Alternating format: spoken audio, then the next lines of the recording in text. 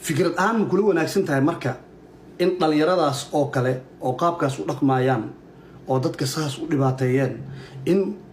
magacaas uu sii jiro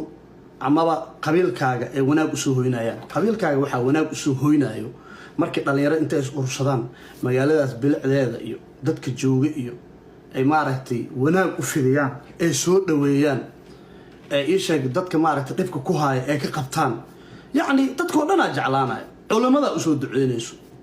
hadal heentooda fara badanayso laakiin qamarjiyaal gabadha ugu qurxan magaalada wiil maskiin oo youtuber ah oo dibadda loo jirin oo waxaas uu soo geliyo arsaaqad ka raadinayo albaabka loo gargaraaca biila bish lagu qorana what this is something else waxyaabo fara badan idinka aadan ogeynaa jiro laakiin ilaahay caadil waa